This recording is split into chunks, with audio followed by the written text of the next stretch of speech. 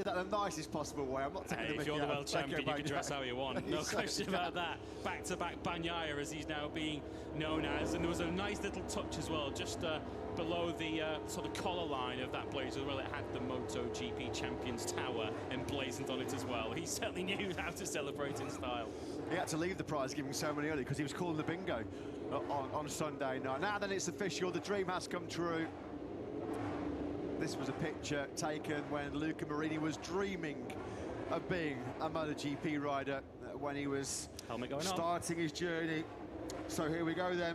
We've got engines firing up in the background, as I'm sure you can hear, and Luca Marini suited and booted. On goes the helmet. This will be a bit of a shock, won't it? Jumping off the Ducati onto the Honda. I think Luca is going to make the 2023 Honda look like a mini motorbike because he's the tallest rider in MotoGP by some distance, and the Honda's quite a small motorcycle. It's a very compact motorcycle. So how they're going to react to the sort of lanky Luca stepping on board that RC213V. But thankfully, the pit lane has been open for 20 minutes. We've heard from Aleix Espargaro, and now we're going to get action out on circuit. 2024 will begin in earnest. What a season it promises to be, with the arrival of potentially the once-in-a-generation talent Pedro Acosta, and with Marc Marquez joining the 8-strong Ducati stable. Special moment then for Luca Marini, as for the very first time he throws his leg over a factory motorcycle in MotoGP. Out he heads on circuit here, the 4-kilometre Ricardo Tormo circuit. I'll wait till he does actually leave pit lane. Green light has been on for 21 minutes or so here, just weaving from left. And as the first ride then to leave pit lane here in Valencia, we can officially say MotoGP 2024 starts now.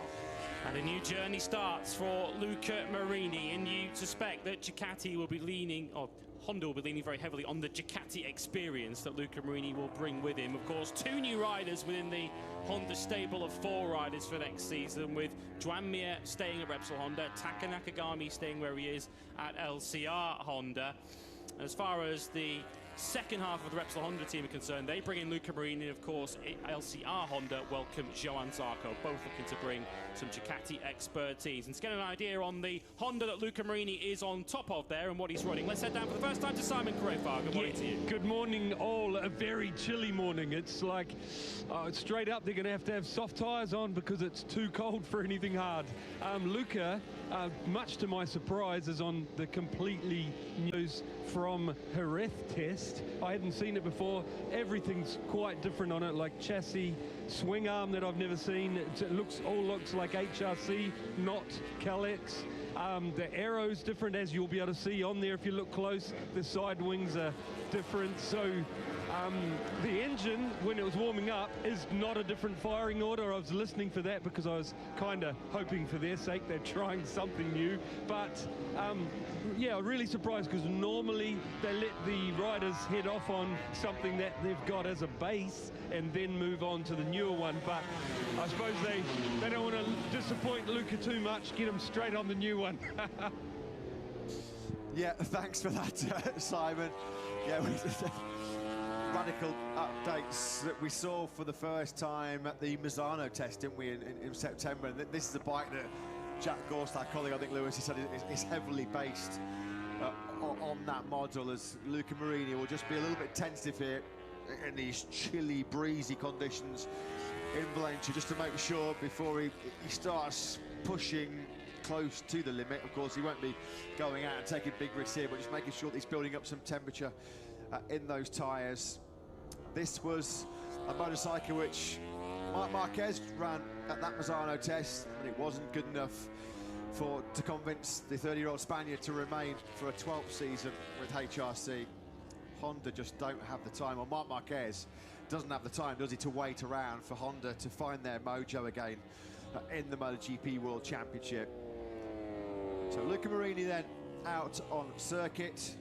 We await the arrivals of Pedro Acosta, Marc Marquez and co.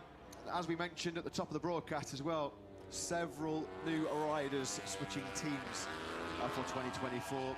Johan Zarco making the same switch that Marini has made from ducati yesterday, but fair to say the celebrations got a little bit messy on Sunday night, as you'd expect they would do after a stressful season. You know, it's one thing to win a Motogp World Championship. In many respects, it's harder and tougher to retain it, which Bagnaia did. So there was a hell of a party on Sunday night for the factory Ducati team, and basically lost his voice yesterday. A bit of screaming, a bit of shouting, but I did see him, fair play. 9 o'clock this morning, he was walking over to our truck to do the World Champions interview, and now he is ready to start the defence of his title, bidding to become just the 10th rider in Premier Class history to win 3 World Championships on her own. What's a special year for MotoGP? Which is the bike we'll see Marc Marquez on a little bit later on this morning, was quite different to the bike that Bagnaia won the 2022 World Championship on. Of course, Enea Bastianini had quite the challenge adapting from the 21 Ducati that he jumped off to the 23, and of course the injuries he had in the first half of the season certainly didn't help him in trying to make that acclimatization. It was very clear that that was a motorcycle that Pecco Bagnaia had a big say in terms of it being designed around him, suiting Bagnaia's style and his famed strengths of heavy braking.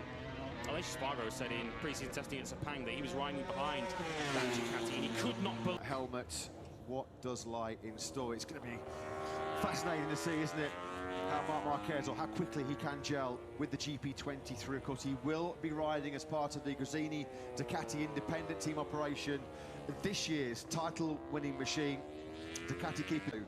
And from that point onwards, it was a real proper scrap, a real proper duel, wasn't it? Because Barcelona really coincided with Jorge Martin's purple patch. It's where Jorge Martin really did click into top gear. And for Bagnaia to bounce back from the title showed what a top world champion he is. And I think the experience from having already won the World Championship in dramatic fashion from 91 points behind in 2022 certainly helped Pecco Bagnaia. It was so impressive how calm he stayed when the championship got tense last year. We'll have a keen eye on the KTMs here this morning. KTM usually busier than most in pre-season testing. To get an idea of what we can expect from them today, let's head to Jack Appleyard in pit lane news with Francesco Guidotti. Yeah, down here with Francesco. Firstly, to talk about what we saw on Sunday, then let's touch on the test. It was a massive opportunity on Sunday. How do you reflect on it now? Yeah, it's still hurting. It's still